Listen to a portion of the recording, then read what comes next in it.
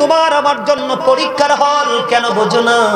আল্লাহ রাব্বুল আলামিন বলে, বান্দারে তোমরা কেন রে এত নষ্ট হয়ে গেলা, কেন এত প্রভ্রষ্ট হয়ে গেলা? পৃথিবী তোমাদেরকে মাতাল করে দিয়েছে। কোরআন শরীফের 30 পারা সূরা ইনফিতরের মধ্যে আল্লাহ রাব্বুল আলামিন বলে দিয়েছেন, ফি আইয়ি সূরাতিম মা শাআ রাক্কাবাক। আল্লাহ রাব্বুল আলামিন বলতেছে, বন্ধু আল্লাহ রাব্বুল আলামিন আমাদেরকে আল্লাহর মন মতো করে বানাইছে। বুকে হাত দিয়ে একটা বার বলেন, আমরা কি মন মতো পথে চলছি? না না, আমরা মন মতো পথে চলছি না বন্ধু। শুধু তাই নয়, মানুষ কেন নষ্ট হয়ে গেল রে? কেন রে তো পৃথিবী তোমার টাকার প্রয়োজন? কেন রে তো বড় বড় আলিশান বাড়ির প্রয়োজন? জমি একটা আছে, কেন আরেকটার প্রয়োজন? এগুলো নিয়ে তুমি কম্পিটিশন করো, কিন্তু কবরে তোমার জায়গাটা কেমন করে বড় হবে কি টেনশন তুমি করো না। অন্ধকার কবর কেমন করে আলোকিত হবে সেটা নিয়ে তুমি ভাবো না। কেমন করে তুমি পরকালের বাজার করবা সেই ব্যাগটা পর্যন্ত কিনো নাই। কেন রে এত পাগল হয়ে গেল বন্ধু? একটা মাত্র কারণ, তোমাকে পৃথিবীর কম্পিটিশন মাতাল করে দিয়েছে। কোরআন শরীফের 30 পারায় আরেকটা সূরার নাম হলো সূরা 3। আল্লাহ রাব্বুল আলামিন বলেছেন, লাকাদ খালাকনাল ইনসানা ফি আহসানি তাকওয়িম। আল্লাহ রাব্বুল আলামিন বলে দিয়েছে, মানুষ তোমাদেরকে আল্লাহ আসমান জমিন চন্দ্র সূর্য যা কিছু আছে রে সব কিছুর চাইতে সুন্দর করে বানাইছে। আজকে তুমি সুন্দর নাই, আজকে তুমি একেবারে 100% কালো হয়ে গেছো। কেন রে? একটা মাত্র কারণ, তুমি ইসলাম থেকে দূরে সরে গেছো, উলামায়ে কেরাম থেকে তুমি দূরে সরে গেছো। মনে রাখতে হবে, ইন্না দীনা ইনদাল্লাহিল ইসলাম, আল্লাহর মনোনীত ধর্ম হলো ইসলাম ধর্ম। Islam is not only a religion but also complete code of life. তোমার পরিপূর্ণ পূর্ণাঙ্গ জীবন ব্যবস্থা রয়েছে ইসলামের মধ্যে। আর সেই ইসলামের নির্যাস হলো আপনার আমার প্রাণের নবী। আমার কথা কি আপনাদের বুঝে আসে? Of all the great religious personalities of all prophet, Muhammad Rasulullah sallallahu alaihi wasallam was the most successful. পৃথিবীর বুকে যতগুলো নবী রাসূল এসেছে এর মধ্যে সবচেয়ে বেশি সফল আপনার আমার প্রাণের নবী। আর জোরে বলেন না সুবহানাল্লাহ, আর জোরে বলেন সুবহানাল্লাহ। সম্মানিত উপস্থিতি, আমেরিকার গবেষক মাইকেল এইচ হার্ট, আচ্ছা দাঁড়াও না, আমি তো পাইছি খবর, এখনই কন্ট্রোল করতেছি। আমেরিকার গবেষক, আমার দিকে তাকান, আমি কি বলছি শুধু মন দিয়ে শুনবেন। আমেরিকার গবেষক তিনি 100 জন প্রভাবশালীর তালিকা করেছেন। তিনি বলেছেন, the 100 A ranking of the most influential person in the history. 100 জন প্রভাবশালীর তালিকা তিনি করেছেন। ইনফ্লুয়েন্সিয়াল দ্বারা সর্বশ্রেষ্ঠ প্রভাবশালী হিসাবে আপনার আমার প্রাণের নবীকে আখ্যায়িত করেছেন। আওয়াজ করে বলেন না সুবহানাল্লাহ। আজকে সেই নবীর উম্মত হই আমরা নগণ্য, জঘন্য, নিকৃষ্ট, পথভ্রষ্ট। কথা বলেন না কেন? আজকের এই জান্নাতের বাগান দেখে আপনাদের এলাকার মানুষের কম্পিটিশন করা দরকার ছিল এবং লটারি করার দরকার ছিল যে কার আগে কে গিয়ে জান্নাতের বাগানে বসে। এই আমি যেটা বলতে চাই, ঘুরে গেছিলাম আপনাদের সামনে। এক কথায় যাদেরকে বেঈমান বলা হয়, সাদা কুকুর বলেন, কালা কুকুর বলেন, সব বেঈমান। পশ্চিমারি সাদা সাদা কুকুর না, তাদের ইন্ধনে আজকে আপনারা হাসেন, আজকে ফিলিস্তিনকে ধ্বংস করে দিচ্ছে। কথা বলেন না কেন? এই সাদা সাদা কুকুরগুলোর কিন্তু ফিউচার নাই। আল্লাহ বলেছেন, ওয়াইদাতিল কাফিরিন, you have to go to hell, তাদের চলে যেতে হবে জাহান্নামে। আল্লাহ রাব্বুল আলামিন কাফিরদের জন্য জাহান্নাম বরাদ্দ করে রেখেছেন। আল্লাহ কোরআনে বলেছে, আমার দিকে তাকান, আল্লাহ কোরআনে বলেছে, ইন্নাল কাফিরিনা কানু লাকুম আদুওয়াম মুবিনা। আল্লাহ বলেছেন, the heretics are the eternal enemy of the believers. ঈমানদারদের প্রকাশ্য শত্রু হলো বেঈমানেরা। আজকে মুসলমানের সারা অঙ্গ, সারা ঘর, পুরো জোরে মুসলমানের বিধর্মীদের সংস্কৃতি বিরাজ করছে।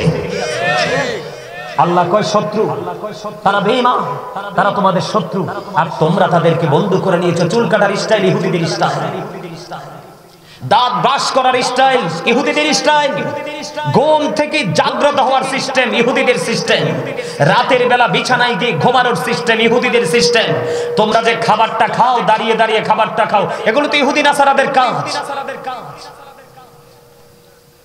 রাস্তা পথে হাঁটলে দেখবেন এখনকার যুবক ছেলেরা সালাম দেয় না।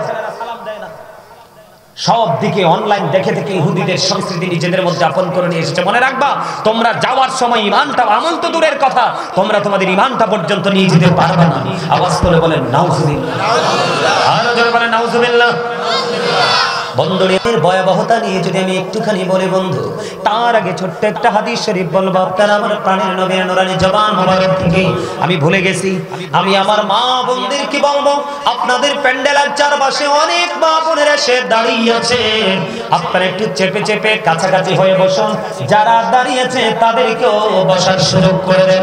আমি আমার মা বোনদেরকে বিনীতভাবে অনুরোধ করবো, আপনারা সবাই চেপে চেপে একজন আরেকজনকে বসার সুযোগ করে দেন। বন্ধুরি আমার, ওই যে বলেছি জিকিরের ফজিলতটা কিন্তু ছোট্ট করে একটু বলে ফেলেছি, বলছি না? আমি দুরূদ পড়েছি, আপনারা দুরূদটা পড়েননি। ছোট্ট করে দুইটা হাদিস শরীফ বলবো বন্ধু। জুমার দিনে কেউ যদি প্রাণের নবীকে ভালোবেসে মাত্র 80 বার দুরূদ পড়তে পারে, তার 80 বছরের সগীরা গুনাহ আমার আল্লাহ মাফ করে দেয়। সুবহানাল্লাহ বলেন না বন্ধুরে? আবার হাদিস কানে এসেছে দাইলামি শরীফের মধ্যে, হাদিসের রাবী হলেন হযরত আনাস রাদিয়াল্লাহু তাআলা আনহু।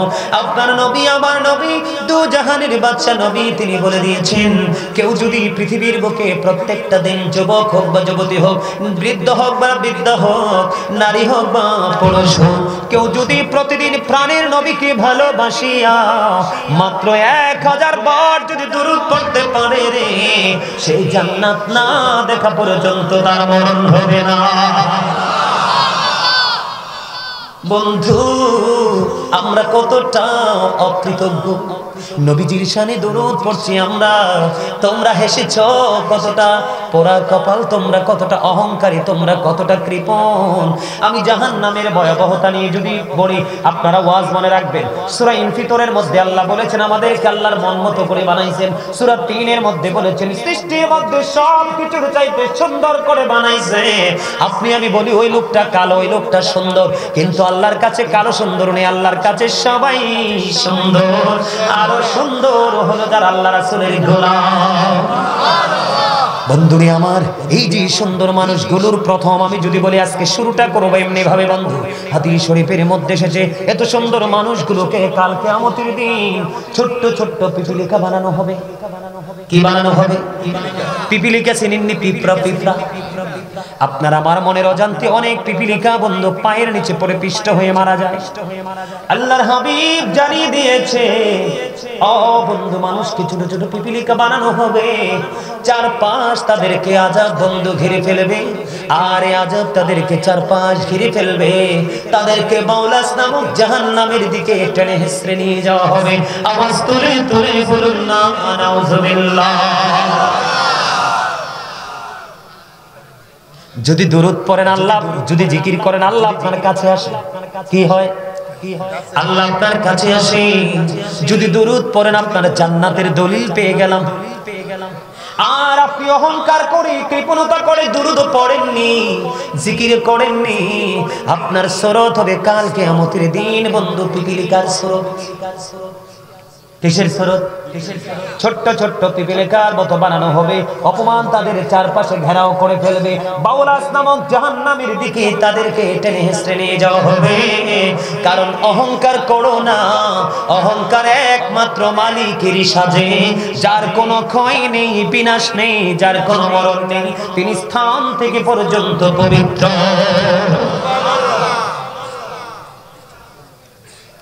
আমার কথাকে আপনারা বোঝেন? আপনাদের কোনো অসুবিধা হয়? বন্ধুরি আমার, হৃদয়ের জানালা খুলে সবাই শোনো। আমি ছোট্ট একটা হাদিস শরীফ আপনাদেরকে শোনাই। হাদিস শরীফের কিছু গুরুত্বপূর্ণ অংশ শুধু আপনাদেরকে শোনাবো। পরকাল বড় ভয়ঙ্কর। আল্লাহর হাবিব বলে দিয়েছেন, আল কবরু রাউজাতুম মির রিয়াদিল জান্নাতি আও হুফরাতুম মিন হুফারিন নার। আল্লাহ রাসূল বলে দিয়েছেন, কবরটা জান্নাতের একটা বাগান হবে, জাহান্নামের একটা গর্ত হবে। তার মানে যারা ভালো কর্ম করবে তাদের জন্য কবরটা জান্নাত, আর যারা মন্দ কাজ করবে তাদের জন্য কবর হবে জাহান্নাম। জোরে জোরে বলেন না নাউজুবিল্লাহ। যারা জাহান্নামী, ঈমানও নাই, তাদের আমলও নাই, কি নাই? কি একু দিলে ভালো হবে না? তো ইকো দিলে তো আর সাউন্ড বাড়বে না। এখানে সাউন্ড ইকো যদি সেটিং করে তোমাদের যে বক্স, এই বক্সে আমি কথাই বলতে পারবো না, এমনি যাই আছে মোটামুটি আছে। আর আমি তো একবারে মাইকের কাছে গিয়ে কথা বলছি যেন সবাই শুনতে পারে। এখন যদি মাইক দুর্বল হয় তাহলে এটা ওনারও দোষ নাই, আমারও দোষ নাই। আমি সর্বোচ্চটা দিয়ে চেষ্টা করতেছি। আমি কিন্তু ওই যে পাগলা, তোর নাম কি রাকিব না? রাকিবকে কিন্তু বারবার বলছি আমি কিন্তু তোমাদের বাড়িতে খাইতে যাব না। আমি কিন্তু দেশে বিদেশে কোথাও কারো বাড়িতে এক গ্লাস পানিও খাই না। আমার এটা অভ্যাস, আজকে বহু বছর যোগ পার হয়ে গেছে। আমি কিন্তু সব জায়গায় বলে থাকি আমার জন্য একটা জিনিস বরাদ্দ রাখবা, সাউন্ড সিস্টেম। যদি সাউন্ড সিস্টেমটা তোমরা আমাকে ভালো দিতে পারো আমি তোমাদেরকে প্রাণ খুলে আলোচনা শোনাবো। তবে সাউন্ড যদি ভালো না হয় আমি সোজা নেমে যাবো। তবে আজকের সাউন্ডটা ভালো না, বেশিক্ষণ আলোচনা করতে পারবো না, আপনারাও শুনে বুঝতেছেন। তারপর আমি আলোচনা যতক্ষণ করা যায় করবো, আপনারা একটু ধৈর্য ধরে শোনেন। আমি একেবারে মানে একদম নন স্টপে আমি আমার আলোচনাটা শেষ করবো। আলহামদুলিল্লাহ বলে আর জোরে। কবরটা কি? জাহান্নামের গর্ত এবং জান্নাতের বাগান, নেগেটিভ এবং পজিটিভ, আলো এবং আধার। আজকে জাহান্নাম নিয়ে আলোচনা করব, কারণ জাহান্নামী মানুষ শুধু চোখ মেললে দেখা যায়, জান্নাতি মানুষ কোথায় আছে একমাত্র আল্লাহই ভালো জানে। বন্ধু, কবরে যখন যাবে জাহান্নামীদের এমন পরিস্থিতি হবে, মাটি তাদেরকে এমন ভাবে চাপ দিবে রে, একটা হাড় আর একটা হাড়ের ভিতর ঢুকে যাবে। জোরে জোরে নাউজুবিল্লাহ। আমি আপনাদেরকে বলে দেই বন্ধু, হযরত সামূর ইবনে জুনদুব রাদিয়াল্লাহু তাআলা আনহু থেকে হাদিস কানা বর্ণিত, আমার নবী, আপনার নবী দু জাহানের বাদশা নবী, তিনি সব সময় প্রশ্ন করতেন। একদিন সাহাবায়ে কেরামদেরকে প্রশ্ন করলেন, তোমরা কোনো স্বপ্ন দেখেছো কিনা? তারা বললেন না নবীজি, আজকে কোনো স্বপ্ন দেখিনি। হাদিস কানা এসেছে বন্ধু বুখারী শরীফের মধ্যে। নবীজি বললেন, আমি আজকে একটা স্বপ্ন দেখেছি, তোমাদেরকে বলবো। কি করব? আমি তোমাদেরকে বলবো। এবার নবীজি যখন তারা জানতে চাইলেন, নবীজি বললেন, দুইজন ফেরেশতা আসলেন আমার কাছে, এসে বললেন, নবী গো চলুন আমরা ভ্রমণ করে আসি। নবীজি ভ্রমণ করতে শুরু করলেন। করতে করতে হঠাৎ করে দেখতে পাইলেন একজন ব্যক্তি এমন অবস্থায় দেখতে পাইলেন, তাকে একজন ব্যক্তি এমন ভাবে পাথর নিক্ষেপ করতেছে, বারবার তাকে পাথর মারতেছে। বন্ধু, পাথর যখন মারতেছে তার মাথাটা থেতরে যাচ্ছে, ভেঙে চৌচির হয়ে যাচ্ছে, পাথরগুলো চারিদিকে ছড়িয়ে ছিটিয়ে যাচ্ছে। আবার তিনি পাথরগুলো কুড়িয়ে আনতেছে, কুড়িয়ে আনতে আনতে চাইয়া দেখে লোকটার মাথাটা আবার পুরো ইনটেক হয়ে যায়। এমনি ভাবে তার এই সাজাটা চলমান। নবীজি প্রশ্ন করলেন, এই অবস্থা কেন? কয় সুবহানাল্লাহ। নবী কয় সামনের দিকে চলেন। আপনারা মনে রাখবেন, নবীজি সামনের দিকে হাঁটতে শুরু করলেন। সামনের দিকে যাইয়া নবীজি দেখতে পাইলেন একটা লোক এমনি একটা গদির মধ্যে চিত হয়ে হেলান দিয়ে শুয়ে আছে। এবার নবীজি দেখতে পাইলেন একটা আশ্রা দিয়ে তার কান, তার ঘাড়, এইগুলো শুধু একদিক দিয়ে চামড়াটা তুলে ফেলতেছে, আরেক দিক দিয়ে জোড়া লাগতেছে, এই দিক দিয়ে চামড়াটা তুলে ফেলতেছে, ওই দিক দিয়ে জোড়া লাগতেছে, এমনি করে করে এই কন্টিনিউ চলতেছে। একদিক দিয়ে চামড়া তুলে আরেক দিক দিয়ে এটা জোড়া লাগতেছে। এমনটি করতে করতে করতে করতে নবীজি প্রশ্ন করলেন, এমনটি কেন? সুবহানাল্লাহ। নবী গো সামনের দিকে চলুন। নবীজি সামনের দিকে চলতে শুরু করলেন। চলতে চলতে চলতে চলতে বন্ধু নবীজি সামনের দিকে গেলেন। যাইয়া দেখলেন আগুনের একটা চুলা দেখা যায়। আগুনের এই চুলার মধ্যে উত্তপ্ত আগুন সুরগুল শোনা যায়। চাইয়া দেখলেন এটার মধ্যে শুধু উলঙ্গ নারী পুরুষ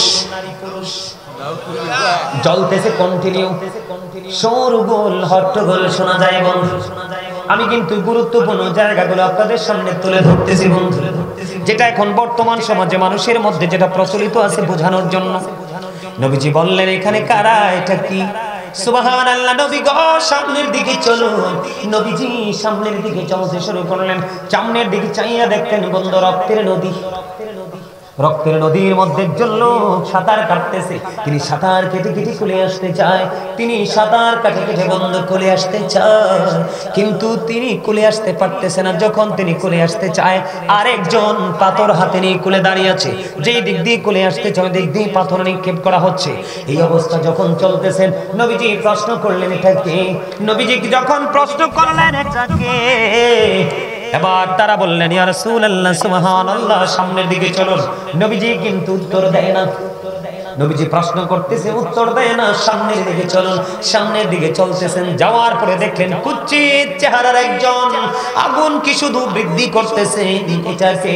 সুবহানাল্লাহ। নবী গো সামনের দিকে চলুন। আবার সামনের দিকে চলতে শুরু করলেন। সামনের দিকে গিয়ে দেখলেন ছোট ছোট বাচ্চা, এত সুন্দর জান্নাতের বাগান, একটা লোকের পা যেন জমিনে, মাথা যেন আকাশে, এত বড় দেখতে পাইলেন ছোট ছোট বাচ্চা।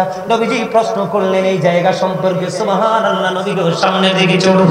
চলতে চলতে চলতে চলতে সামনের দিকে চলেন। সামনের দিকে গেলেন, যাওয়ার পরে দেখলেন একটা গাছের মতো দৃশ্য। নবীকে বললেন, নবী গো এখানে চলুন। চলার পরে তারা এক জায়গায় গেলেন, যাওয়ার পরে দেখলেন ওই সুন্দর সুন্দর দালান কোঠা দেখা যায়। এখানে বন্ধু স্বর্ণের ইট দিয়ে, রূপার ইট দিয়ে ভবন তৈরি করা। জোরে জোরে কন্যা সুবহানাল্লাহ। আরো জোরে বলেন না সুবহানাল্লাহ। কিছু কিছু মানুষ দেখা গেল তার অর্ধাংশ অনেক সুন্দর, আর অর্ধাংশ একেবারে বিশ্রী। প্রশ্ন করা হলো, নবীজিকে উত্তর দেওয়া হলো না। এবার এই জান্নাতের জান্নাত, এই জান্নাত যেই জায়গাটা দেখতে পেয়েছেন এটা হলো জান্নাত। এখানে নবীজি থাকতে চাইলেন, বললেন না নবীজি এখনো আপনার থাকার সময় হয়নি, সময় হলে থাকবেন। এবার নবীজি বিদায় হবে, তাদের সব কাজ থেকে সাক্ষাৎ শেষ হয়ে যাবে, তারা এখান থেকে বিদায় হবে। কিন্তু নবীজি যে দৃশ্যগুলো দেখেছেন, দৃশ্যগুলোর উত্তর না জেনে তো ফিরতে পারেন না, ঠিক কিনা বলে? আমি তাড়াতাড়ি করে বলছি, কারণ আলোচনা আরো বেশি বাকি আছে বন্ধু। এবার যখন প্রথম যে লোকটা দেখতে পাইলেন, ওই লোকটা তাকে শুধু পাথর নিক্ষেপ করতেছে, তার মাথা ভেঙে যায়। পাথরগুলো কুড়িয়ে আনতে আনতে আবার তার মাথাটা ইনটেক হয়ে যায়, আবার মারতে থাকে। এমনি করে চলতে লাগলো, কন্টিনিউ সাজা চলতেছেন। কে রে এই লোকটা, তার অপরাধ কি? এবার ওই ফেরেশতারা বললেন, ইয়া রাসূলুল্লাহ, ইয়া হাবিবাল্লাহ, নবী গো এই লোকটা এমন অপরাধ করেছে, সে কোরআন তেলাওয়াত শিখেছিল, কোরআনটা পুরোপুরি ভুলে গেছে। জোরে জোরে কন্যা নাউজুবিল্লাহ। আমাদের মধ্যে এমন যুবক অনেক আছে না? কথা বলেন না কেন? এখনকার যুবক মনে 1000 ঘুষলেও মনে হয় 2টার কোরআনের সাথে সম্পর্ক আছে বলে মনে হবে না, একমাত্র মাদ্রাসায় পড়ুয়া স্টুডেন্ট ছাড়া।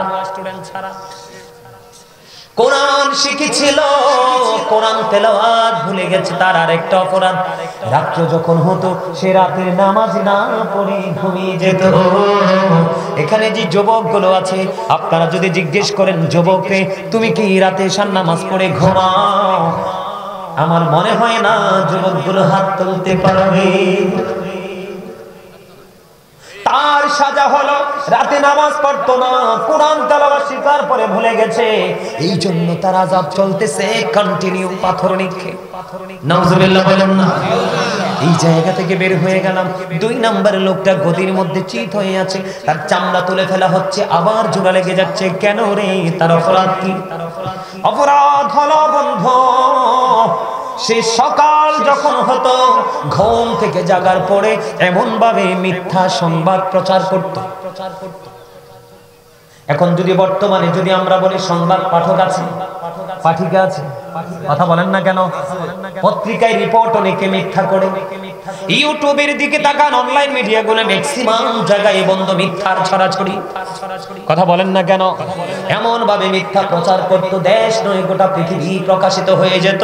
ওই লোকটা এমন মিথ্যাবাদী ছিল, মিথ্যা সব অপরাধের মা, জবান দিয়ে, কলম দিয়ে, লিখনি দিয়ে, সব দিয়ে সে মিথ্যা এমন ভাবে প্রচার করত যেটা বহির্বিশ্বে ছড়িয়ে যেত, মানুষের মধ্যে বিভ্রান্তি ছড়িয়ে যেত।